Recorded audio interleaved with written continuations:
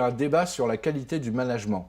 D'un côté, plus de 9 managers sur 10 pensent être plutôt de bons managers, et de l'autre, près de 4 collaborateurs sur 10 qui ne sont pas d'accord. Il faut regarder du côté des collaborateurs désengagés. Ce sont eux qui creusent l'écart. Ils portent en effet un regard particulièrement sévère sur le management. A l'inverse, les collaborateurs engagés ont une opinion très positive de la qualité du management. Il y a donc une fracture managériale au sein des entreprises et des organisations. Vous dites que finalement, les salariés considèrent que les managers sont beaucoup moins bons que les managers ne se considèrent eux-mêmes. Alors, on pourrait donner une réponse humoristique à votre question en pensant que il eût été étonnant que les managers eux-mêmes disent, dans le fond, je ne suis pas bon du tout. Voilà.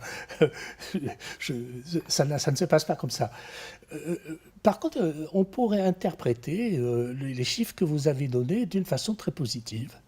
Finalement, en se disant qu'il y a une énorme attente des collaborateurs vis-à-vis de leur manager.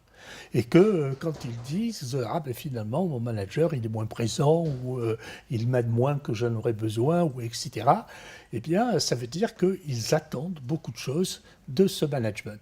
Et il ne faut pas oublier non plus que le management, et vous l'avez dit dans une des premières questions, est lui-même très stressé par son travail. Ça veut dire que ce management est sous pression. Et en étant sous pression, peut-être n'exerce-t-il pas son rôle de manager de la façon aussi complète que cela serait nécessaire.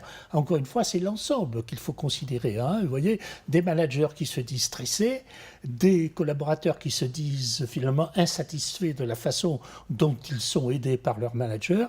On ne peut pas séparer les deux. Hein. Les deux vont ensemble. Le fait que les collaborateurs les plus désengagés soient les plus critique sur le management, c'est certainement pas une surprise.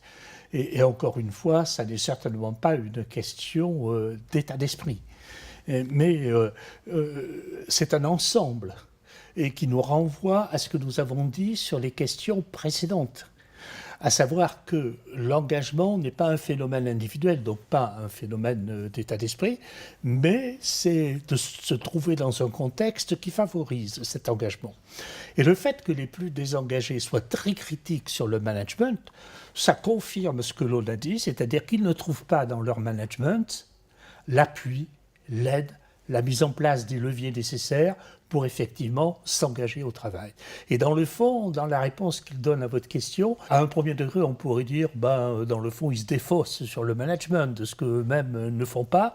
Je pense que c'est une interprétation un peu pessimiste. Je crois qu'il y a une réalité derrière ça, que l'on avait déjà trouvée dans les autres questions. Je m'engagerai si mon management me met vraiment dans les conditions pour m'engager. On pourrait répondre à ceci en deux temps.